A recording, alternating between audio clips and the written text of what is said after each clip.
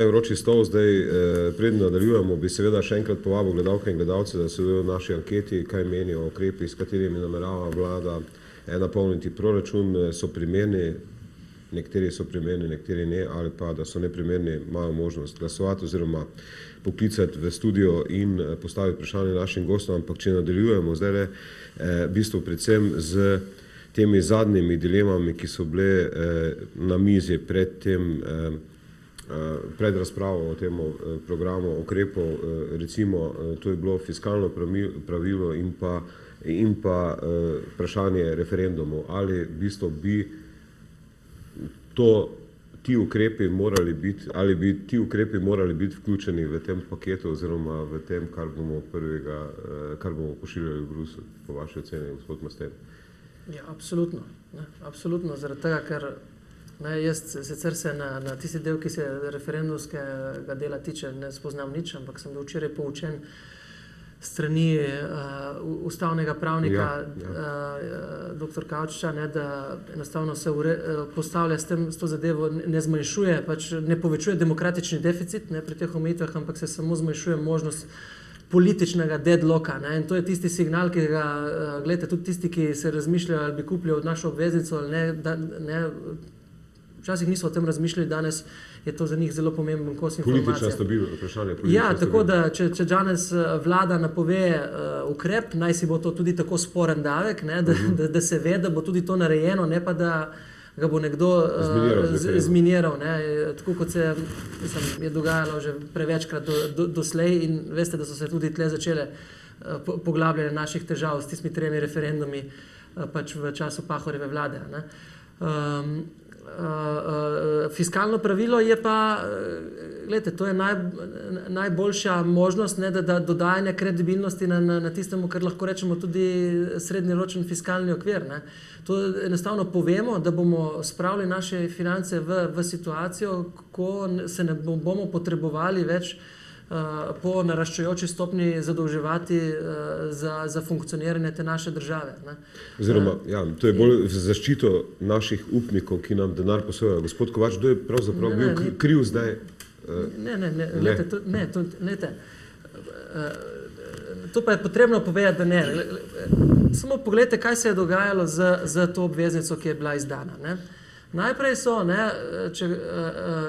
praktično cela država, tudi s tistimi, ki se sicer za finance ne zanimajo, trepetali, ali bodo tisti dan prišle spodbudne novice. Potem, ko je bila še ta šlamastika z Moodyjem downgradom med procesom, se jih je pol države držalo za glavo, potem, ko so pa prišli rezultati, da smo dobili 3,5 milijarde, se je zaširil od Kopra proti Prekmurju en velik vzdih olajšanja.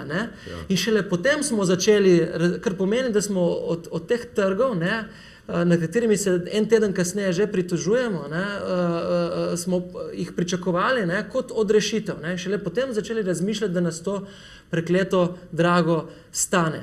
In to ni zaščita upnikov, to je zaščita nas samih, ker se mi ne bomo zadolževali. Ampak to je klasična dilema, če rabiš kredit, v bistvu si vesel, tudi če je po visoki.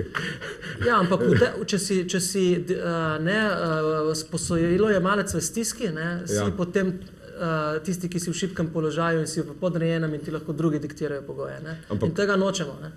Gospod Kovač, zdaj, če ne bom v bistvu šel v to natančno vsebino tega fiskalnega pravila, smo večkrat, ampak mislite, kdo je pravzaprav kriv, da se zdaj recimo pač v torek, ko bi moralo to biti na dnevnem redu, niso uspeli izmeniti, kdaj bo tista letnica oziroma ali zapišejo sploh to ali ne, v bistvu, kdo je po vaši oceni, ali bi to bilo tudi tisto sporočilo Bruslu, ki bi nekako, tudi če bi zapisali letnico 2017 ali kakršnokoli letnico že v bistvu.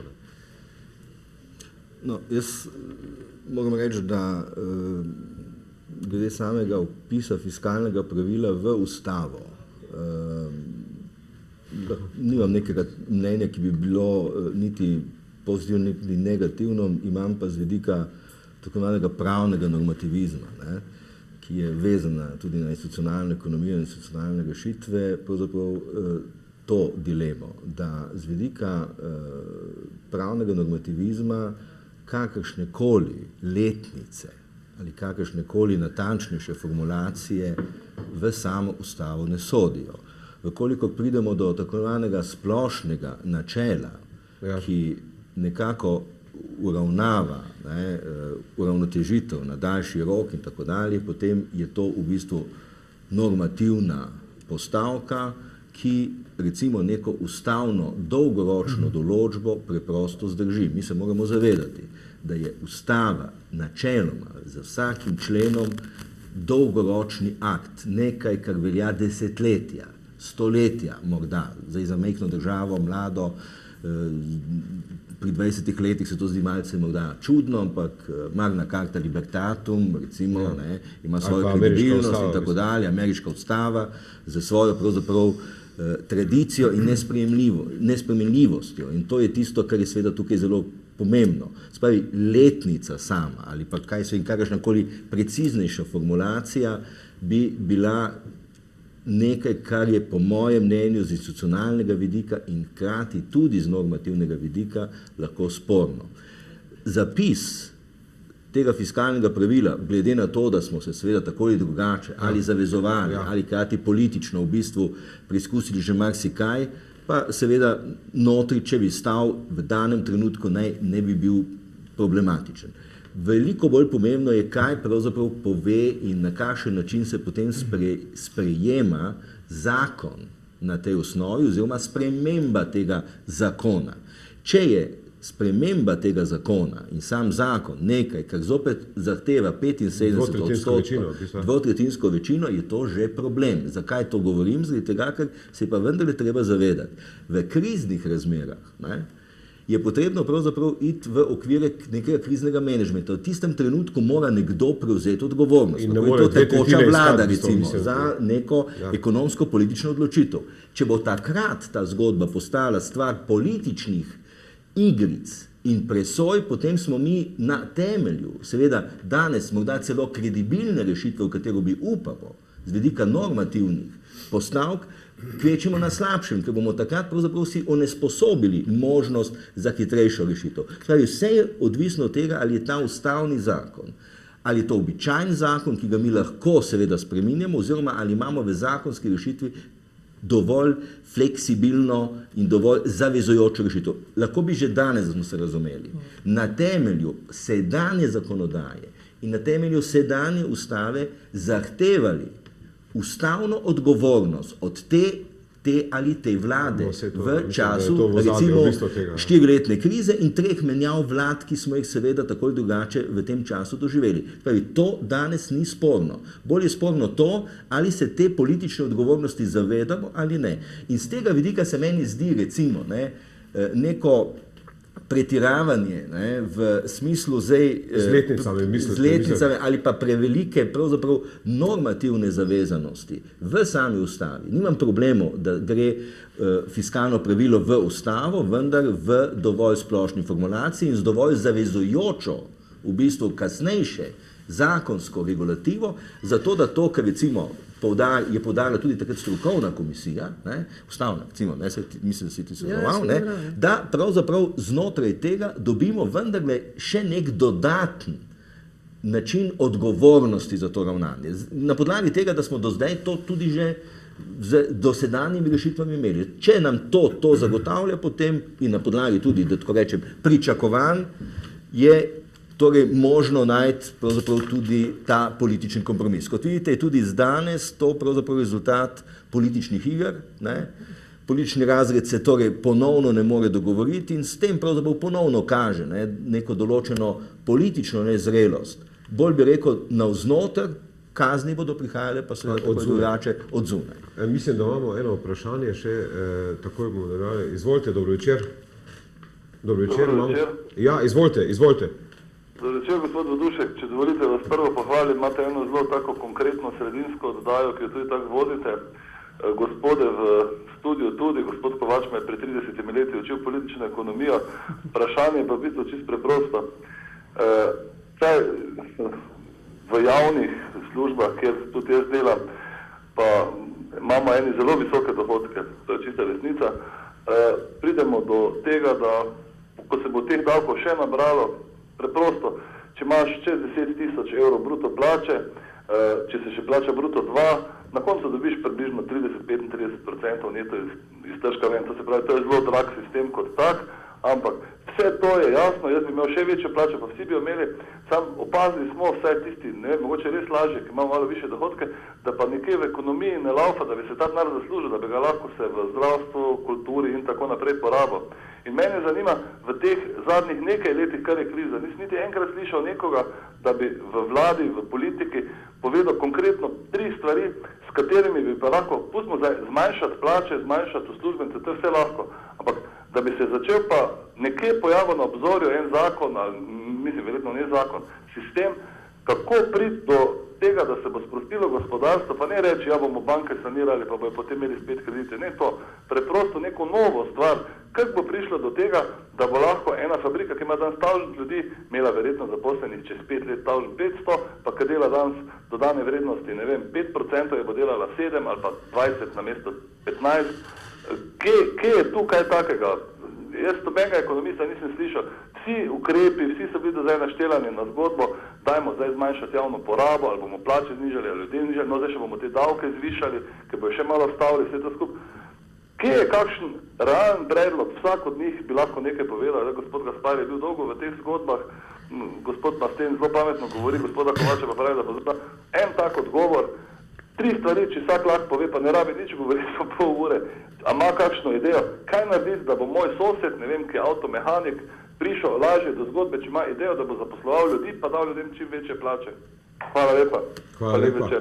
Mogoče zanimivo vprašanje, gospod Gaspare, mislim, zdaj nekako filozofija te vladne ekipe, vlada bo v bistvu oživitev gospodarstva, oživitev gospodarske aktivnosti, ampak zdaj v bistvu pravijo, žal, ampak ta krizni davek sicer priznavajo, da ta ni glih v kontekstu te filozofije, ki reševanja podjetij, ki sicer ga vi kritizirate na način, kot so se ga lotili, ampak mogoče vseeno kakšen odgovor temu gospodu, v bistvu kaj bi lahko rekel. Ja. En možen odgovor je, da se vprašamo, kje so tiste davčne obremenitve, ki pri nas delajo v povprečju ne bistveno draže, kot je povprečje Evrope, ampak v posameznih segmentih pa precej draže, kot je predvsem v intelektualnih poklicih. To je ta zgodba, tiste nesrečne socialne kapice izpred časa, ki se je potem zreducirala na tak političen slogan, da skušamo dati dodatne olajšave javnim uslužbencem, in s tem je stvar propadla. Šlo je pa v bistvu za to, da se v produkcijskem delu ekonomije, predvsem v izvoznem sektorju, omogoči, da seveda lahko zaposluje ljudi, ki so sposobni dodano vrednost dvigniti, ne jo samo zadržati na isti ravni ali pa celo zmanjševati. Vse te zadeve so prerazdelitvenega karakterja, se pravi, da se mora družba odločiti, ali bo šla v to, in če gre v to, če ne želi zmanjšati generalno javno porabo, mora nekje drugi najti. In ideja je bila vedno ta, da se v bistvu namesto te obremenitve na delo poskuša najti obremenitev tam, to celo OECD pravi v zadnjem čase, tam, kjer je to, preko stališča delovnih mest ali pa rasti manj usodno, to so recimo na nek način okoljske dajatve, predvsem pa davki, ki so cedularni, ali pa recimo nepremičninski davki, na premoženje. To se pravi, v tem je ta možnost, da drugače pa avtonomno, zelo hitro oživiti gospodarsko rast v Sloveniji, brez da bi se v Evropi kaj dogajalo v gospodarstvu, ki je 75% delež v družbenem proizvodu izvoza, je težko narediti. Kadar Titanik gre proti ledeni gori in ste vi na Titaniku, težko obrnete celoten Titanik, če imate samo en fotelj na palubi. Ampak koliko je pravzaprav izvoz v GDP-ju, prispeva v GDP-ju? Mislim, da je pa to... Mi smo pač kot majhna ekonomija izvozno odprti. 20%. Pri dodani vrednosti. Ja, pri dodani. V GDP-ju je pač cel izvoz 70% približno. Ja. Tako da iz tega stališča mi težko v bistvu poženemo celotno gospodarstvo domačim povpraševanjem. To domače povpraševanje lahko pomaga, da se ob izvoznem povpraševanju vsa stvar nekoliko lažje dvigne. Zdaj, za odpuščanjem ljudi je to težko pričakovati, da bo domače trošenje napredovalo, še posebej, če ljudi prestrašiš. In lani smo jih, po moje, z nespretnim načinom ukrepanja predvsem strašili in s tem dosegli več negativnih učinkov, kot bi jih morda. Več... Če bi se recimo programsko lotili tistega, kar je bil namen, bi po moje bilo to lažje izvedljivo, ljudje bi bolje razumeli, lažje sprejeli, tako je pa šlo pa kot neke vrste tsunami, linearno in seveda potem to ljudje vzamejo kot neko bi rekel, enkratno nesrečo, ki se ji treba naslednjič izogniti. Ne. Ampak zdaj, ker gremo bolj proti koncu... Investicije drugačno, če ste že vprašal. Zdaj, investicije lahko reči. Če bo država investirala, jaz se bojim, da na daljši rok ne bo veliko. Recimo te elektrarne na Savi so sicer dobra stvar, ampak če ne bo zaradi tega se še kaj drugega zgodilo, bo to zelo kratkega daha. Ne. Tisto, kar bi recimo jaz na kratek rok, ki je bil predlog, pa se to v Sloveniji zelo težko zgodi, je energetska obnova objektov. Tukaj imaš zelo razpršeno izvajalce, relativno so majhni kosi investicije na posamezen objekt oziroma podobno in je obvladljivo stališča upravljanja. Mislim, da je to tudi zdaj strategija Evropske unije. Seveda je, se tudi v Evropi strategija pa se nič ne zgodi resno. Ne? Se tudi Evropa, če pogledate tale srednjeročni, zdaj njihov finančni načrt do 2020, kje so krčili na koncu, ko so se pogajali? Pri najboljših postavkah. Ne? Tako da Evropa ni mnogo drugačna od Slovenije, ne, kar se tega tiče. Izvolite, gospod. Ja, gospod je rekel nakratko, pa kako bi njegovemu sosedu mehaniku pomagalo. Ne, in kaj smo tega pač v preteklosti sami predlagali. Ne. Se pravi, bom 3 zadeve, za katere sem prepričan, brez razlage, ne, da bi učinkovale. Ne. Ta prva stvar je, že 2005 smo delali nek reformni program, seveda nismo bili nič kaj pametni, smo samo posnemali druge, ne, in to je bila reforma trga dela, ne, za katero vemo, da potrebuje čas, da začne učinkovati. Če bi jo takrat naredili, bi bilo danes seveda tudi ker je izpostavil pač mehanika, ki želi plačati svojemu delavcu, to bistveno tudi za njega lažje. Ne. Druga stvar, februarja 2009 je bila slaba banka, čeprav je rekel, da ne govorimo o sanaciji banke in tako naprej. Slaba banka bi dosegla točno tisto, kar danes vsi govorijo, torej finančno restrukturiranje v gospodarstvu in bančništvu. In tretja zadeva, v 2010 smo naredili nek program, nekako belo knjigo trga kapitala, ker je bilo popolnoma jasno, da slovenska podjetja zaradi finančne situacije, v kateri so, potrebujejo tudi druge vire eksternega financiranja kot le banke. Ne? In glede na to, da namenoma pri nas trg kapitala seveda ni nikoli funkcioniral, je bil to skrajni čas, da se to naredi. Tako da te 3 zadeve bi definitivno pomagale. Ampak zdaj, med drugimi gospod Kovač, dokdaj mislite, kdaj bodo neki rezultati zdaj iz ukrepov teh, ki jih je prejšnja vlada sprejela, ali ta vlada, oziroma dokdaj se bo po vaši oceni lahko zadolževali, oziroma kdaj bo prišel trenutek resnice, če te zadeve, ki pač so na mizi in ki jih pošiljamo, zdaj ne bodo dali rezultatov, kar pa ste na začetku bili kar skeptični do nekaterih ukrepov, ki so to notri napisali. No, kakšen je scenarij? Mi se moramo jasno nekaj zavedati. Ne? Če živimo v tržni in finančnem gospodarstvu, potem je dolg nekaj povsem normalnega. Se pravi, ne moramo zdaj govoriti, mi lahko govorimo o obsegu, mi lahko govorimo o dinamiki, mi lahko govorimo o ceni zadolževanja. To, kar je danes problem dolžniške krize, je cena zadolževanja in seveda struktura tega dolga, ročnost tega dolga in tako dalje. To je seveda problem.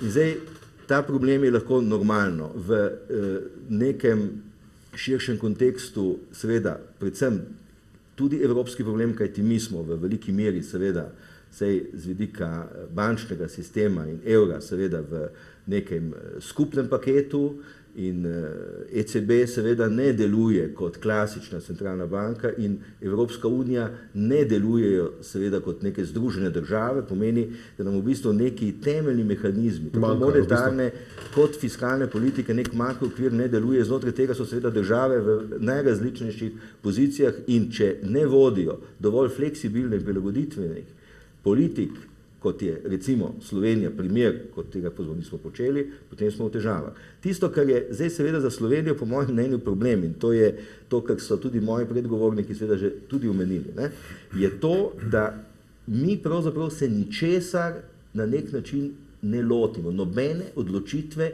ne sprejmemo. Ne moremo pa seveda v času radikalnih sprememb, ki so pogojene s to krizo, igrati igro status quo. Spravi, vsak bi pravzaprav igral igro, da bi skušal zadržati svojo pozicijo.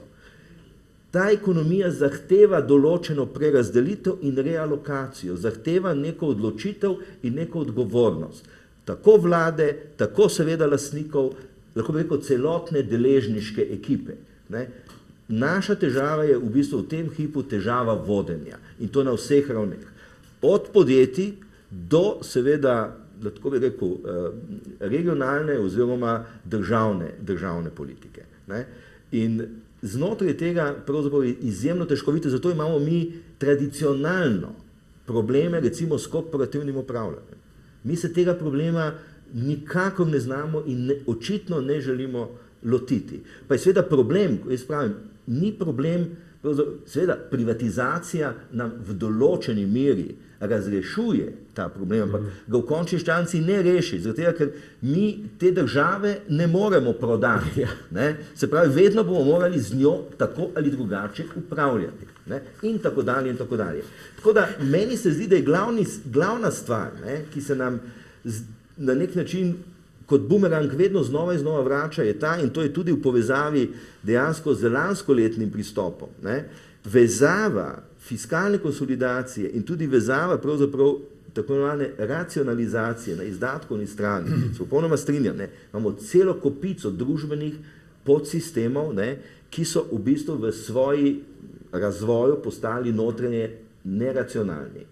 Pomeni, da jih je treba racionirati in jih je treba reformirati. Mi se o reformah zdravstvenega sistema pogovarjamo že odkar pravzaprav imamo novo državo. Mi se o reformah recimo pokojninskega sistema, ki je, tu smo nekaj recimo vendarle dosegli. Ne? Dosegli smo nekaj malega, recimo tudi pri reformi dela, recimo. To so majhni koraki, regionalna reforma, se spomnite. Nihče se jo ne upa niti dotakniti, pa smo prišli v situacijo, da imamo fenomenalno razpršenost seveda občin in zdaj seveda jasno, izjemno problematično izravnavo in to je ena izmed blagajn, ki jih imamo. In tako dalje, in tako dalje. In mi se pravzaprav v vseh teh zadnjih letih, in ta kriza je seveda zdaj zelo ostro, zelo radikalno nastavila to ogledalo, to so zdaj naše slabosti, mi smo hkrati zašli v fatalno krizo vodenja, samo pogledajte, da v tem času, ne, od 2008 recimo izbruha krize imamo faktično četrto vlado, ne, in da je to pravzaprav situacija, kjer na vladni strani nimate nikakršne kontinuitete, imate menjavo seveda elit, imate na poslovnem področju, imate v bistvu problem, jasno, da nimate kapitala, kajti podkapitaliziranost naših podjetij, zasebnih in državnih, je seveda fatalna in na podlagi vsega tega in seveda še, da tako rečem, klasičnega poslovnega pesimizma, vzemite si zdaj zadnjo anketo glede koruptivnosti, ker naši menedžeri ne, v več kot 90% ocenjujejo sami sebe, ne, da seveda brez korupcije ne morejo uspeti. Potem vidite, da gre za srednješolsko ali osnovnošolsko slabo samopodobo. Ne. To je stvar za pravzaprav psihologe, za kliniko in večkrat sem že rekel, da je to glavni problem morda druge goste povabiti da je treba mogoče malo menjati goste, ekonomiste zamenjati za psihologi, psihiatri in potem mogoče začeti s kakšno drugo kliniko. Ne, pa, mogoče bo ekonomska fakulteta se preoblikovala tudi na tem področju. Mislim, da imamo rezultate glasovanja, kaj menijo o ukrepih, s katerimi namerava vlada napolniti proračunski primanjkljaj, so primerni 11%, nekateri so primerni, nekateri ne. 32% so neprimerni, 57, dobro, to je v bistvu zelo mali vzorec, tako da sem hotel še sam na koncu vprašati, mislim, ker to se mi zdi seveda ključna stvar, ki ste vi, gospod Kovač, zdaj omenili tudi današnji pogovori z nekaterimi gospodarstveniki pravijo, da je ključni problem to, da se politične elite ne morejo zmeniti, da se nikoli ne bomo uspeli sami dogovoriti o teh zadevah, o katerih ste govorili oziroma ki ste jih izpostavili.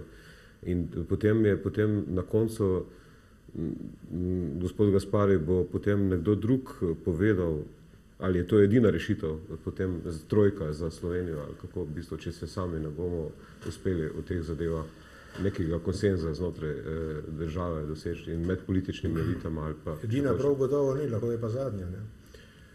Jaz mislim, da lahko smo zopet pesimisti in ugotavljamo, da se je Evropska komisija že odločila, recimo, tudi to je možno. Ampak tisto, kar je bilo rečeno, da ne bi izpadlo zdaj kot samo črno, jaz mislim, da smo se mi danes sicer koncentrirali na en ukrep, ki je pač zelo atraktiven, zato ker je davek in saj jaz smatram, da v tem trenutku ni nujen. So pa tudi stvari noter, ki povezava stvari v tem dokumentu, ki je nastajal relativno hitro, ki so smiselne, recimo. Mislite pri sanaciji banka? Ja, sigurno, pa ne samo to, še kaj drugega tudi. Ne? Mislim, tako da v celoti gledano, jaz imam občutek, da je pomembno narediti ta ne iz dneva v dan ali pa iz leta v leto pogled, ampak recimo pogled globalni za pogled, 4 leta naprej, približno 5 let naprej, z nekim celovitim fiskalnim okvirom. To bi morda moral biti uvod v to gradivo, ki govori o stabilnostnem programu in potem iz tega ven izpeljati kombinacijo ukrepov, ki se med seboj dopolnjujejo. Jaz sicer sem, tako bom rekel, relativno nisem velik optimist glede ukrepov, ki se ukvarjajo z strukturnimi spremembami, ker na kratek rok, kakorkoli so dobri in za perspektivo pomembni, seveda ne bojo dali kakšnih posebnih rezultatov. Na kratek rok le delujejo tisti klasični makroekonomski ukrepi, ki pač vsaka vlada ima in tudi ta zdajšnja, in jaz upam, da